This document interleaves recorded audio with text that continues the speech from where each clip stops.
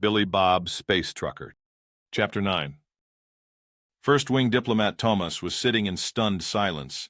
So was the rest of the Exploratory Alliance Council. They were sitting around the table having watched the video that had been sent to them by the American ambassador, Jerry. He looked around at the other diplomats as they began to recover from their amazement at different speeds.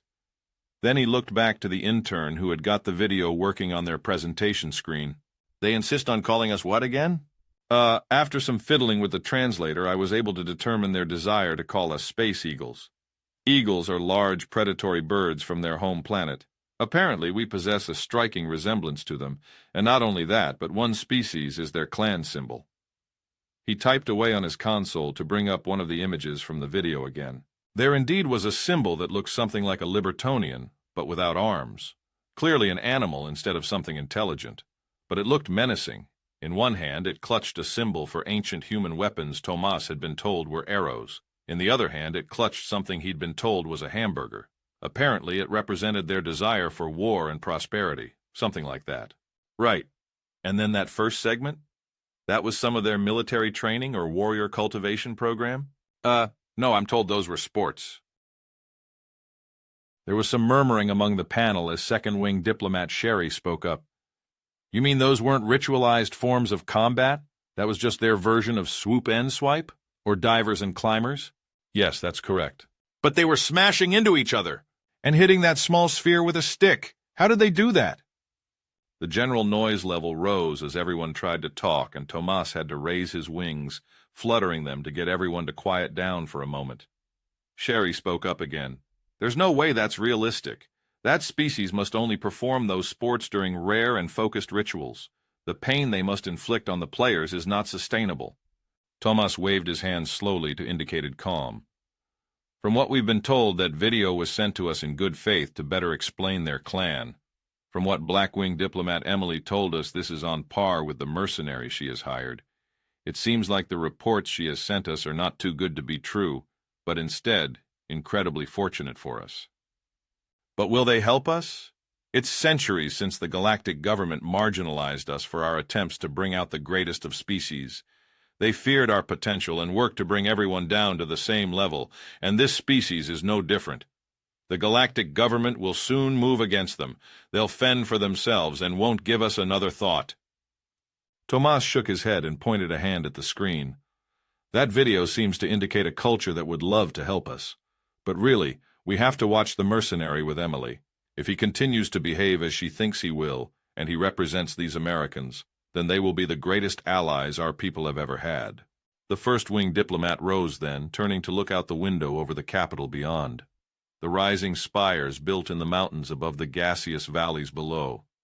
Their people had been contained to this single planet since the treacherous Crusticans had betrayed them, trading in a chance for exceptionalism with security, working with the galactic government to try and bring all races down to an equal level. The fate of our alliance with these Americans rests on one of their own. Perhaps the fate of the entire galaxy rests on the shoulders of Billy Bob Space Trucker. Mittens was annoyed. The large, lightly-haired cat hadn't come back with food in far too long. That strange not-food bird hadn't either. Sure, he'd slept for a while and then drank some water from the little bowl the other cat filled up for him, and then slept some more. But he was getting hungry, and no one had pet him in ages. He stared at the threshold the other cat would enter and leave from, trying to summon the food bringer with his mind. Then Mittens heard some sort of noise and got excited. He began to scratch at his side of the strange wall that would move, demanding food at the top of his lungs to make it clear that it was unacceptable he'd been forced to wait so long. On the other side of the airlock, Corporal Fitzreg was prodding Private Grisnod. "Go on. We were told to check out that ugly freak ship, so we got to do it." But Grisnod was standing frozen at the door. "No way! Do you hear that? It sounds like a creature with claws. It sounds hungry." They paused as they listened to that ominous howling. Clearly a predator waited on the other side. Was the scratching a method of keeping its claws sharp, or was it threatening them? Fitzreg gulped and gave Grisnod another prod. "I'm the corporal here. That means you have to obey me." They got closer to the inner airlock, their Fen Pulse rifles raised, energy shields crackling as they approached. Mittens could hear something getting closer as he ran back and forth in front of the sometimes moving wall. He would jump up and scratch and howl, demanding they stop taking so long and open up and feed him. "It's in some sort of killing frenzy," Grisnod gasped as he trembled. Fitzreg tried to push him closer to the door. "It's a pet on a small ship. It can't be that bad. They said that creature bested a Vreslian mountain crusher. What do you mean its pet can't be that bad?" They paused as the scratching stopped. Mittens had grown annoyed and hopped up on the bed. Maybe they'd think he starved to death and come running to feed him. Instead, they seemed relieved. "Maybe it's gone? Who knows? But now is our chance." Grisnod stepped forward, opening the inner airlock. His weapon swung in, but he didn't see anything giant and ferocious. He took a step in as Fitzreg stayed in the space between airlocks. "Oh," Grisnod said then as he saw the fluffy creature. "Was that you making all that noise?" He let out a relieved sigh and then chuckled a little. Mittens, however, stared at him. One of the reasons Billy Bob had chosen a Martian marauder as a pet was because that breed of cat had been designed to hunt pests on Mars. They had a certain instinct built into them to attack something they didn't recognize, and hadn't been in the company of one of those trusted big semi-hairless cats. So after staring at the creature for a moment, Mittens jumped onto his face, sinking his claws in deep. Grisnod screamed as he dropped his weapon and clutched at his face. Fitzreg just saw a blur slam into the other soldier, and then he slammed his fist onto the airlock button, which let the wall slam down into place. Turning, he ran out of the ship's airlock as fast as he could, Grisnod's screams echoing down the loading dock as he moved. There was no way he was going in there. He would take his chances back on the station. However, as he ran past the guard station that strange creature had first been stopped at, he came to a skidding halt. There was some sort of strange battle cry coming out of the PA. He turned his translator back on to try and make sense of the odd language. "War, yeah. What is it good for?"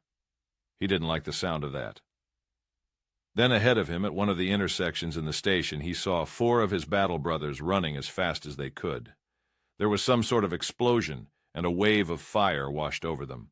The 4 crying out as their fur caught fire. Their shields useless, it seemed. They rolled on the ground, screaming and crying as he saw the creature advance upon them, approaching each of his battle brothers and silencing their cries of agony with a small explosion coming from some sort of metal device in his hand. Once the 4 burning battle brothers were dead, he turned, seeing Fitzreg. The corporal had faced down Crustican commandos. He'd wrestled with jitterbugs. He'd battled Phyllis Rangers. His battle brothers had been outnumbered countless times and been victorious. As this single creature looked at him, not even armed with energy weapons or a defense shield, all Fitzreg could do was toss his weapon to the ground, drop to his knees, and curl his arms in to show submission and surrender. Billy Bob looked over his shoulder and waved Emily forward. "Hey, Emily, is that guy praying or something?" He pointed to the kneeling Bork he saw who'd tossed his weapon down after he'd hit his friends with a dragon's breath round. Emily was still limping a little as she carried the security panel that Billy Bob had helped charge and looked at what he was pointing. "No, he's trying to surrender." Billy Bob brightened up at that. "Oh, good. I was really worried I'd have to kill them all." He jogged over to the kneeling Bork and gave him a little nudge. The creature whimpered and shrank away from him for a moment before he gripped one of those horns and pulled it up to its feet. "Hey, I want you to do me a favor." The Bork opened his eyes and looked at Billy Bob with surprise. "What?" "A favor. See, I don't need to kill the rest of your friends here, or even want to. I just want to kill that fucking space clown." The Bork blinked again. "The what?" "That creepy gas bag boss of yours." "Oh, the creepy space clown?" Billy Bob waved a hand. "Don't bother trying, I've got my translator set to that. So, I've been working my way around to the central area, and I know there is a fair amount of your friends guarding the door, so come with me and explain to them if they just leave the clown to me, I won't bother. But the creed forbids it." "Telling them? Or them leaving him?" It forbids them from leaving him." "What about you? You surrendered, didn't you?" "I am a shame to my people now." "Ah, well, a little shame doesn't hurt that much. Now, come on." Billy Bob pulled the Bork along, making him walk with him towards the central chamber he'd seen earlier. As the song ended, he quickly scrolled through his implant once more. 1 pill makes you larger, and 1 pill makes you small. This should freak them out, he figured. Soon he held his new Bork captive in front of him, and glanced around the corner at the last blockade between him and that fucking space clown. There were 2 mechs and 10 regular Borks, but they'd been smart enough to form the stalls into cover. This would be harder. He gave the Bork a shove. "Go tell him." The Bork stumbled forward and gulped. "The creature we fight is Honorable Battle Brothers. He offers us trade. If we leave the station, he will only deal with the one who has wronged him." He held his hands forward, hoping they'd listen to reason. But Fitzreg then heard Captain Dweg. "He's a traitor! Kill him!" Billy Bob flinched as his prisoner was riddled with pink bolts of energy, his shield failing after a few seconds before he was cut to shreds. Billy Bob quickly peeked around the corner once more. This was going to be hard. Then he looked around for a moment and remembered he was on a black market station. "Emily, have we passed any bars?" "What? Yes, a few. Why?" "Show me which shops have alcohol. I'm going to make some humans' drinks." "Is now the best time to get drunk, Billy Bob?" "They aren't for me. They're for our friends. It's a very special drink called a Molotov cocktail. There's sure to be a blast at parties." The Borks huddled behind their barricade, unsure what was taking their opponents so long to show up. Little did they know what was in store. And so ends another chapter in the adventures of Billy Bob, Space Trucker. Chapter 10. Special Agent Muller presented his ID to Sergeant Tavish of the Galactic Police. The Greslin looked it over, scanning it in his computer before handing it back. Being aquatic creatures, the Greslin had to wear exosuits to survive the standard atmospheric conditions that were standard across the galaxy. Plus, their culture had a very strong sense of moral codes and justice. This made them natural cops, since their exosuits could simply be upgraded for police work, and they already had a good ethical standing. Even so, Muller didn't like them very much. They were too strict in their codes, and often followed the law by rote instead of by intention. Even so, they were well-meaning, so he figured there could be worse cops out there. "You'll have to excuse me if I ask a lot of questions, Agent Muller," came his robotic voice from the suit. "It's not a very usual case around here to get mixed up in interspecies affairs." Muller took his ID back and tucked it into the breast pocket of his black suit. "That's all right. Since I represent the unified human government, which isn't a member nation of the galactic government, yet I'm well versed in explaining such things." Sergeant Tavish's exosuit broadcast a sign intending for non-verbal understanding, then spoke up. "But you are allowed limited access to our police network, it seems." "Yes, but only in regards to capturing wayward humans the galactic government wants us to bring to justice. It's understood that non-human justice for a human, especially an American, would lead to a war between our species and many others. So the easiest thing to do is get one of our own to bring them in." The sergeant sent out another of those nonverbal signals. "I don't understand how you got here so fast, however.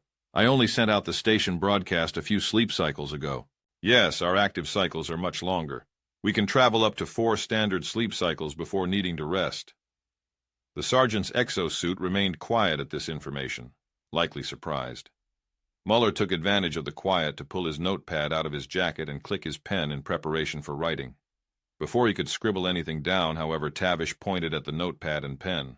"What are those?" "This is a writing implement. It leaves a trail of ink behind when I press it to this form of compressed plant matter. You use something so primitive, why not a standard data slate and stylus?" "Cultural tradition," Muller said, even though the real reason was because no one could spy on his notes if they were written down instead of stored on a data slate. "Now then, could you please explain to me what happened?" "Well, as I stated in the transmission, the criminal—" "The suspect." "What? We have footage of him doing it. He's a criminal." "To humans, someone is innocent until proven guilty by a panel of their peers." "What? But people can be biased. You don't use computer algorithms like the rest of the galaxy?" "No." "What a strange, backwards, and barbaric culture." "Sergeant, your mic is still on." "I'm aware. I wasn't intending on keeping that comment private." Muller did have to respect the honesty of the Greslins. Even so, the person in question did what? "Right. He was entering the station with I'm searching for the appropriate word, a potential terrorist recruiter. They were moving through a crowd when the suspect angered a squad of Phyllis Rangers. They activated their battle ball and began a ritual of insult. He then caught their battle ball, turned one of your people's songs, if you can call it that, and then apparently beat them at their own ritual. Taking great offense, they found him later and challenged him to combat in a civilian eating establishment. He then caused great damage to the establishment and the galactic soldiers. Muller wrote this down and seemed a little surprised by the information. So, he defended himself. Are they seeking damages he caused in the fight? What? Well, no. The government paid damages already. We're seeking him for being spotted with a known terrorist and assaulting a squad of galactic special forces. But they challenged him. And you said it was a potential terrorist. Well, he wasn't supposed to have fought back, and she's a terrorist. Just potentially a recruiter, too, is what I meant. Muller slowly nodded as he kept writing. And his info? Tavish looked at the data slates spread across his desk before picking one him. From the doc listing, he was known as Vizgit Kuznez Cargo Hauler. There was a pause as Muller looked back up. What? That's not a human name. It's not? Oh, hold on. Tavish put the data slate down and picked up another one. Oh, here it is. Sorry. He is known as Billy Bob Space Trucker. Billy Bob hadn't thought he'd be so lucky. Apparently, most bars kept 100% alcohol and would just water it way down with various other liquids depending on what drink was wanted by what species. Not only did this make sure he'd have plenty to drink later, but it was perfect for the Molotov cocktails. Emily seemed less sure. A potent incendiary, clearly, but it'll just drop off people. Ah, that's what the sugar is for. He was dumping sugar into the bottles he'd filled with alcohol. The heat melts the sugar and it makes it sticky. Is that true? To be honest, I don't have a fucking clue, but I think I read it once, so I'm going to try it out. Even so, how do you plan on getting it to them? I'm going to throw it. There's no way. They're 75 yards away. Yeah, it's close to a throw from the outfield to home plate. I did that back in community college. I wasn't good enough to go pro, but if I'd been smart enough to get into an actual college, I'm sure I'd have made their team too. What? I don't understand. Never mind, I just need you to be a distraction. What? They'll kill me. I'm not as hardy as you. You can fly. Just swoop around above them and then get out of there after I throw the first bottle. But I'm a diplomat, not a soldier. I've only undergone basic espionage training. Well, I'm a pilot. I only underwent basic training for ground combat. He paused for a moment. Why is a diplomat trained in basic espionage? Isn't diplomacy filled with intrigue on your planet? No. Well, not anymore. Okay, good point. He collected an arm full of the bottles as she backed up from him. He stepped outside the bar as he heard Rock Lobster playing on the PA. That was likely confusing the shit out of the Xenos. He looked back at Emily as she stood behind him. He could tell she was nervous, so he set the bottles down and then set a hand on her shoulder. Look, Emily, you can do this. Those targeting computers take a few seconds to track me, and I'm not flying. Just scare them and get out. It'll be fine. Promise. He watched the Space Eagle hesitate, then nod. She turned away from him. Wait. She turned back. Let the song end. She paused and waited until Rock Lobster finally ended. He nodded, and she began running before jumping up and letting her wings snap out from the folds of her cloak, then took flight as he grinned. America. Fuck yeah. He whispered at the sight of the flying space-bald eagle. She swooped down the street-like hallway and turned back. She built up speed and rounded the corner as he heard the Borks cry out, then quickly scrolled down his implant as he lit the rag he'd stuffed into the top of the bottle. As he rounded the corner, the Borks were aiming up, trying to get a bead on Emily. He reached back and chucked the bottle as hard as he could towards the mech on the left, then grabbed the next bottle, tossing it before the first landed. Just as the bottle smashed into the mech and exploded in a ball of fire, the singing started. Burn, baby, burn, burn, baby, burn. The mech on the right fired a stream of bolts at Emily, who cried out and swooped away past Billy Bob. The second bottle fell a bit short, coating the Borks in front of the mech. As they screamed, the first mech was stumbling, the ammo inside cooking off as it began to explode. He chucked the third bottle towards the center group as the Borks were in utter chaos. Then he turned, looking for Emily. She had come to a stop down the street, red blood smeared along the ground behind her. He cursed and quickly ran to her. She was sprawled out on the ground, a nasty gash along her outer thigh. She was groaning as she clutched it, and Billy Bob frowned, but then quickly grabbed a bottle and ran to her. He smiled as he crouched next to her. Hey, you did great. I nailed the fuckers. Don't worry about this. It's nothing serious. He pulled a small pack from his vest and pulled out the rag from the bottle he'd brought. He poured some of the alcohol on the gash as she cried out. Then he pulled out a small tube as he pulled the cap off and began to smear a clear gel along her wound. "Oh, good, you have biomedical gel. I didn't think you would. It's just for militaries after all." "I don't. Sounds cool, though. This is industrial glue." She tensed. "What?" "Don't worry, perfectly safe, I think. It's safe for humans." "Billy Bob! I won't let you die!" He wrapped the now glued, gashed up with a bandage from his pack and then picked her up. He had no idea she'd be so light. Even considering the gravity, she felt incredibly easy to pick up. Then again, she could fly, so he shrugged. Carrying her back into the bar, he set her down within reach of more alcohol and some fruit drinks. Then he gave her one of his knives. "I'll be back," he said with a smile, patting her shoulder before he ran back outside. He picked up his shotgun and his bat before moving on. Taking another glance around the corner, the Borks were gone. Either they were all burned to a crisp in the flames or had run off. He wasn't sure, but he knew he didn't care. One mech had exploded, the other had opened the hatch and looked empty as the flames began to lap at its feet. He could hear sirens as the station's fire alarms began to go off. The Dragon's breath rounds he'd used earlier hadn't been enough to get it going, but the fire of 3 Molotovs seemed to draw attention.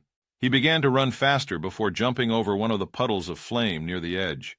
Once he was past, he stepped up to the big security panel next to the door the final Borks had been guarding. Emily had made sure he still had access, and as he hit the right button and the door started to slide open, he smiled.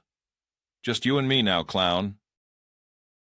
He hit the button on the elevator inside and looked around as it began to grind up towards his destination. Wait, what song did he want to play? He cursed at his lack of planning and began to scroll through his playlist. No, no, no, no, maybe, no, yes, perfect. The song began to play as the elevator neared the top. As he stepped out, the wide-open throne room command center he'd seen earlier had been transformed. Now he was standing in a maze-like set of corridors. He smiled then as began to walk while Jim Morrison, the Lizard King, began to sing, "This is the end, beautiful friend." There were footsteps moving away from him as he walked through the corridors. His shotgun was slung at his side in easy reach as he held his bat over his shoulder, letting it drag across the walls. Every so often a gap would make the scraping pause before the quiet song was interrupted with a clunk. On he walked, until at a junction, a Bork jumped out at him with some sort of hand axe. Billy Bob quickly jumped back and swung his bat. Crack! A horn snapped off as its head jerked and it fell to the ground, maybe dead, maybe not. Billy Bob stepped over the body and went down the side it had come from. He walked another few minutes and then found the rows of consoles he'd seen before. The space goblins had run off, it seemed. A few of them were dead near the far door, but most escaped, it seemed. He saw a Bork near a door at the back, raising his weapon at Billy Bob. Billy Bob was faster, snapping his handgun up and firing a round. It just grazed the creature, but with a .45 that counted. It spun around, slamming into the wall behind it and falling to the ground unconscious. Billy Bob stopped in front of the door as he heard Jim sing, and he came to a door, and he looked inside. Good idea, Jim. He opened the door then and pulled his shotgun up. There was the main throne room. The space clown was sitting on it, dead Borks around his feet. Billy Bob growled as he heard that awful voice once more. "They failed me and my God, but I shall not. You will be a most amazing tribute. I shall be showered with praise." He tilted his head up at that, raising all of his arms to the ceiling. Then lowering his arms, he looked to Billy Bob. "Will you honor me by fighting hand to hand?" Billy Bob looked around at the Bork corpses. They had slash marks around their throats and backs. Looking back up at the space clown, Billy Bob sneered. "Only if you get close enough." Raising his handgun, he fired, but the space clown sneered and shifted to the side. Billy Bob cursed as he realized why the thing had smelled like gas earlier. That fat-ass gut was filled with the stuff. It seemed to utilize some sort of release valves in its body to boost left and right as Billy Bob tried to nail the fucker. When his slide racked back, magazine empty, he quickly ejected it. But as the magazine fell and he tried to slam a new one home, the space clown dashed forward. Those 4 arms reaching up, the fingers having extended jagged claws. Billy Bob couldn't reload and jumped to the side at the same time fast enough, and he cried out as he felt some cuts along his right arm as he moved aside. Rolling away, he jumped back up and fired off another set of rounds at the space clown. It was laughing maniacally as kept dodging his bullets, but this time when Billy Bob had to eject the magazine and it rushed forward, he used one hand to grab his shotgun on the sling and fire it point blank from the hip. The space clown's 3 eyes bulged in surprise as the buckshot slammed into him, but he just flew backwards, bouncing around like a beach ball as Billy Bob cursed. Seems like the fucker had a better shield than the Borks. It howled out in annoyance as it finally stopped bouncing around the room. Laid out on its back, it kicked those fat feet in the air to roll over and hop back up. Billy Bob had reloaded and began to fire off another series of rounds, but he had to fire it one-handed as his right side was killing him, the pain from the cuts burning deep. When he ejected the round this time, though, he fumbled his gun and it began to fall from his hand. The space clown howled in glee and charged forward again, but as it swung out a clawed hand, Billy Bob dove forward into it. He gasped as he felt those claws slash along his stomach and ribs, but more importantly, he'd pulled his knife free, jamming it into that fat fuck's gas sack. The space clown's eyes went wide as Billy Bob pulled the knife free. There was a loud hiss as it began to fly back. Billy Bob coughed at the rancid smell as the space clown seemed to deflate, flying through the air before landing at the base of the throne. It was skinny as a rail now, gasping as it tried to pull itself up. Billy Bob was clutching his side as he stepped closer. Jim Morrison nearing the end of his song in the background as the space clown gasped, holding up 2 hands. Wait! Then Billy Bob lifted his steel-toed boot high. No! And brought it down with all the force he could possibly manage as a super-heavy gravity death worlder. And so ends another chapter in the adventures of Billy Bob Space Trucker.